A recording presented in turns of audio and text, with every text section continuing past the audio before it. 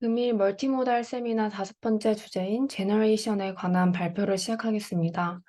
저는 발표를 맡은 고려대학교 스마트 생산 시스템 연구실 석사과정 문지연입니다. 멀티모달 러닝에서 제너레이션은 교차 모달 간의 상호작용, 구조 및 일관성을 반영하는 로우 모달리티를 생성하는 프로세스를 학습하는 것으로 12PR 튜토리얼을 보면 세 가지 서브 챌린지로 제너레이션 태스크를 분류했습니다. 먼저 서머라이제이션은 예를 들어 비디오와 이 비디오를 설명하는 긴 텍스트가 있을 때 이미지와 요약된 텍스트로 정보를 압축하는 프로세스를 의미하고, 두 번째로 트랜슬레이션은 그림처럼 이미지 모달리티에 대해서 이를 설명하는 텍스트 모달리티로 변환하는 프로세스를 의미합니다.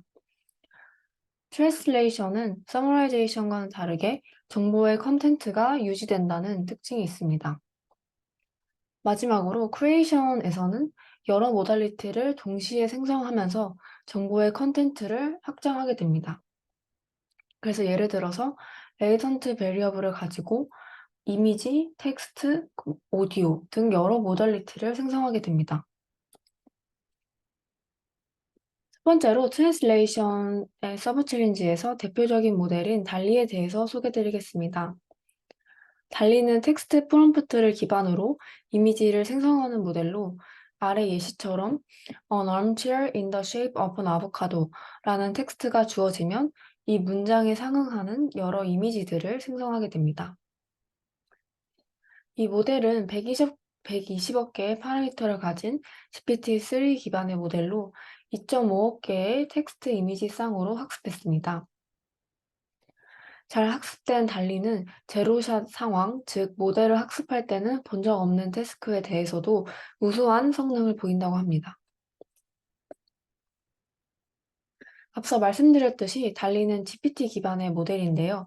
GPT에 대해서 간략하게 말씀드리면 트랜스포머 디코더 기반의 아키텍처로 번역 문제를 수행하는 것이 아니기 때문에 트랜스포머의 디코더만을 활용해서 대규모 데이터세트로 학습된 대용량 언어 모델이라고 합니다.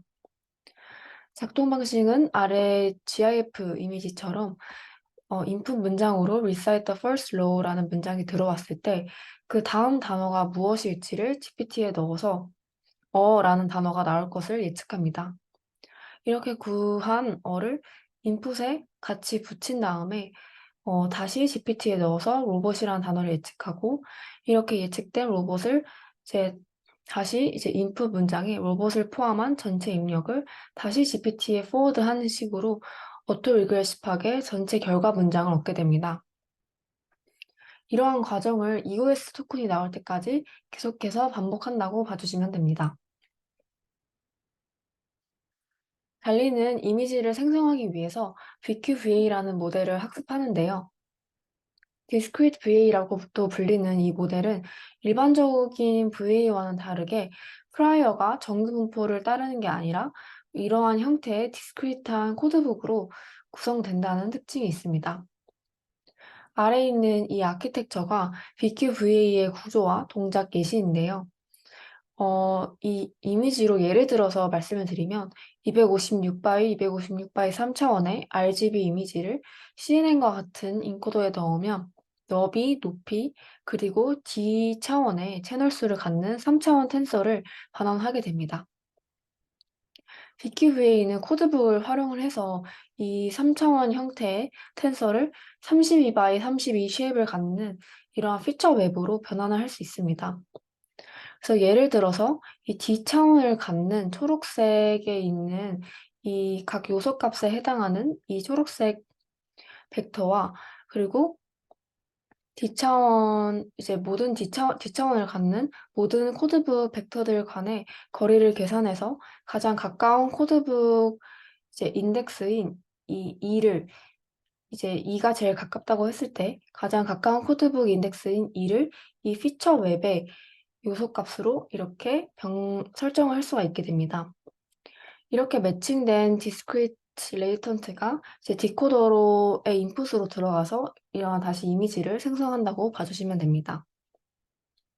여기서 이 코드북의 개수가 K개로 이제 제한되게 되기 때문에 이럴 경우 다양한 이미지를 생성하는 것이 가능할지에 대한 의문이 들 수 있는데, 예를 들어서 이미지를 학습할 때 이제 이 3차원의 벡터를 32 x 32 차원의 이제 피처 맵으로 변경했을 때 이 각각의 그리드는 이 K개만큼의 이제 경우의 수를 갖게 됩니다.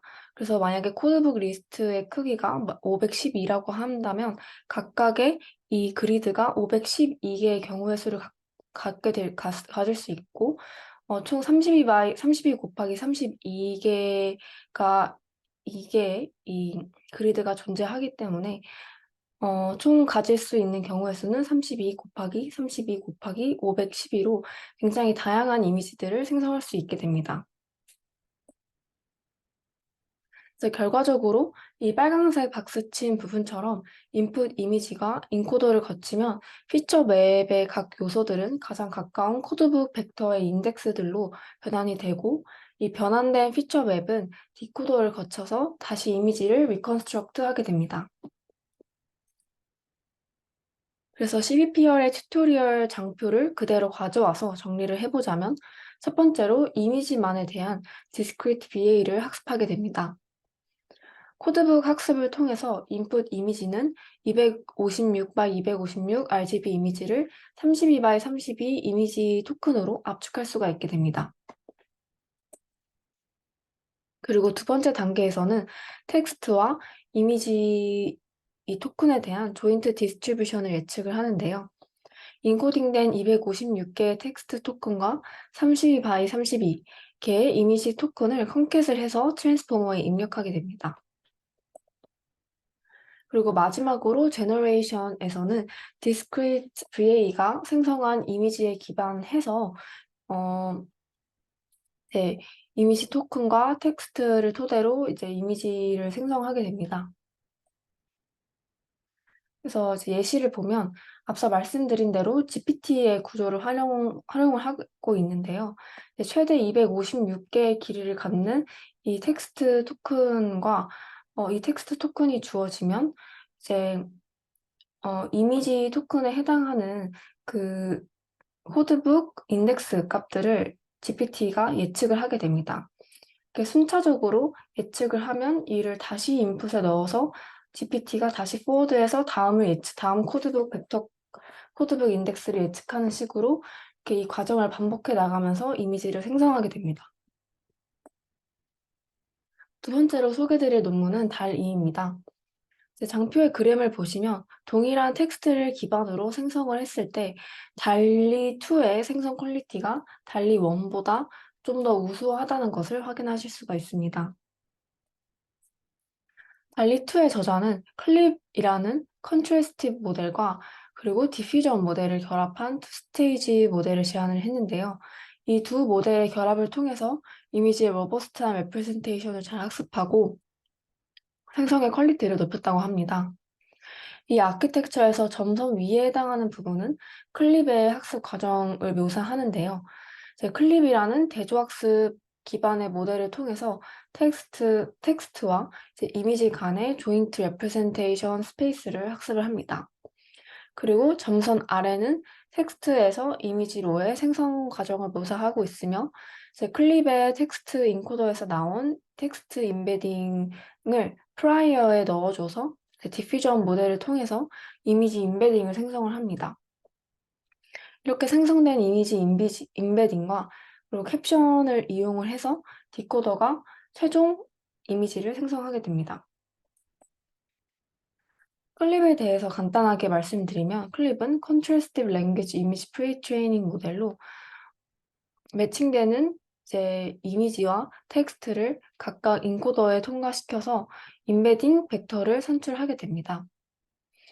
이렇게 동일한 인덱스에 해당하는 인베딩 벡터가 같은 이미지 텍스트 쌍이라고 봐주시면 됩니다. 이렇게 이미지와 텍스트 벡터 간의 내적을 통해서 코사인 유사도를 계산하는데요. 이 매트릭스에 있는 이제 각 요소 값이 코사인 유사도라고 봐주시면 되고요.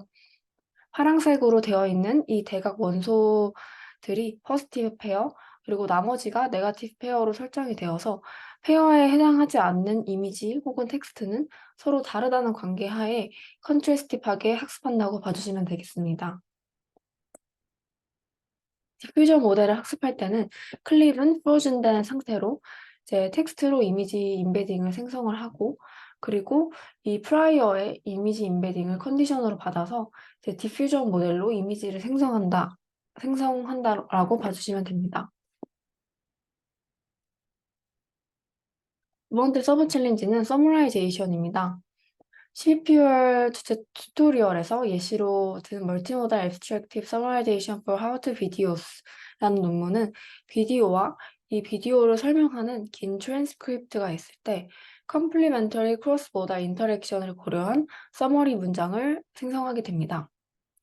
그래서 논문을 살펴봤을 때 논문에 자세하게 수식적인 부분이 없고 그리고 생략된 부분이 많아서 자세하게 좀 파악하기는 어려웠지만 간략하게만 말씀드리면 우측의 아키텍처처럼 각 모달리티의 피처 벡터를 뽑고 이 피처 벡터에 대한 모달리티 간의 상호 정보를 반영하는 하이어키컬 어텐션을 수행을 한 다음에 아래는 디코더를 통해서 서머라이제이션 문장을 생성한다라고 이해해 주시면 됩니다.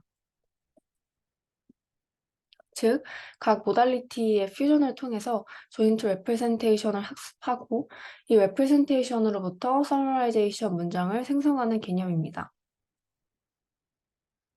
마지막 서브 챌린지는 크리에이션으로 이는 여러 모달리티를 동시에 생성하여서 정보의 내용을 증가시키면서 모달리티 내부와 모달리티 간의 일관성을 유지하는 생성 방법입니다. 그래서 인풋이 레이턴트 벡터가 될 수도 있고 하나의 이미지가 될 수도 있는데 아무튼 이 인풋으로부터 여러 모달리티, 예를 들면 뭐 이미지, 텍스트, 오디오 등 여러 모달리티를 생성한다고 이해해 주시면 됩니다. 크리에이션 파트는 아직 연구가 많이 진행되지 않았고 오픈 챌린지로 나와 있기 때문에 추가적인 많은 연구가 필요하다고 합니다. 후기 어템트라고 할 수 있는 논문은 이제 멀티모달 팩토라이제이션 모델인 MFM이 있는데요. 이 모델에 대해서 간략하게 소개하자면 멀티모달 레프레젠테이션을 멀티모달 디스크리미네이티브 팩터와 멀티모달 스페시픽 제너레이티브 팩터로 분해를 하여서 멀티모달 데이터와 라벨을 거쳐서 조인트 제너레이티브 디스크리미네이티브 오브젝티브를 최적화한다고 합니다. 이게 좀 다소 생소하실 수 있는데 디스크립티브 오브젝티브는 학습된 레프레젠테이션이 레이블 값을 잘 예측하도록 학습을 하고 그리고 제너레이티브 오브젝티브는 라벨 값을 기반으로 각 모달리티의 데이터를 잘 생성하도록 학습을 한다고 이해해 주시면 됩니다. 그래서 예를 들어서 이제 이 이미지에서는 SVHN과 엠리스트가 서로 다른 모달리티라고 이해해 주시면 되는데요. ZA1은 SVHN 모달리티의 레이턴트 밸류이고 ZA2는 엠리스트 모달리티의 레이턴트 밸류입니다. 그리고 ZY는 각 모달리티들의 정보가 포함된 레이블 레이턴트 밸류인데요. 예를 들어서 SVHN 모달리티의 레이턴트 밸류인 ZA1과 엠리스트 레이턴트 밸류인 이 Z2가 다음과 같이 있다고 할 때 이제 ZY 값이 ZA1과 이제 결합이 되게 되면 이제 이 9라는 라벨 값을 갖는 SVHN 형식의 이미지를 생성할 수가 있고 ZA2와 ZY가 결합해서 이미지를 생성을 하면 웹리스트 형식의 라벨 값을 갖는 9라는 이미지를 생성할 수 있게 됩니다. 즉, 여러 모달리티의 데이터를 생성할 수 있다는 점에서 크리에이션의 초기 연구라고 할 수 있습니다. 그래서 아래 예시를 보면 ZA1이라는 값을 고정을 시켜놓고 ZY 레이블 값을 변경해가면서 다른 레이블을 갖는 같은 이제 형태의 이미지들을 생성할 수 있고 ZY를 고정을 시키면 예를 들어서 그 고정시킨 ZY 값이 5라고 하면 여러 이제 같은 모달리티 안에서도 이렇게 정도를 변경해가면서 여러 형태의 이미지들을 생성할 수가 있게 됩니다. 제너레이션 태스크는 아직 좀 많은 오픈 챌린지들이 존재하는데요. 기존 연구들은 텍스트, 이미지, 비디오에 이제 중점적으로 많이 연구되었기 때문에 시계열이나 오디오 등 여러 모달리티에 대한 연구도 많이 필요한 상황이라고 합니다. 그리고 크리에이션은 앞서 말씀드린 대로 좀 이니셜 어템프트 외에는 많은 연구가 아직 진행되지 않았기 때문에 추가적인 많은 연구들이 필요하고, 그리고 제너레이션 태스크 자체가 이제 평가를 수행하는데 아직 어려움이 있습니다. 달리 같은 모델도 일단 사람이 눈으로 확인해서 좀 생성이 잘 됐는지를 확인하는 방식을 많이 사용하기 때문에 인간 경험에 의존한다는 한계점이 있습니다. 그리고 마지막으로는 생성 모델들의 윤리적인 문제가 있는데요.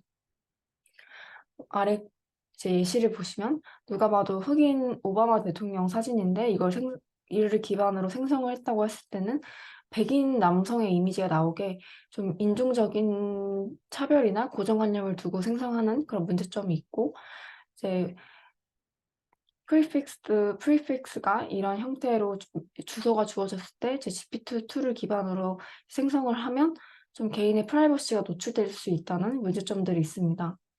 그리고 이제 프롬프트에 뭐 더 맨, 워먼, 블랙맨 뭐 이런 식으로 어떠한 프롬프트가 주어졌을 때 생성되는 텍스트는 어, 고정관념을 많이 반영하게 생성이 된다는 것을 알 수가 있습니다. 이런 식으로 아직 생성 모델들은 풀어나가야 될 한계점들이 많다는 점에서 많은 연구들이 필요하다고 합니다. 이상으로 발표를 마치겠습니다. 감사합니다.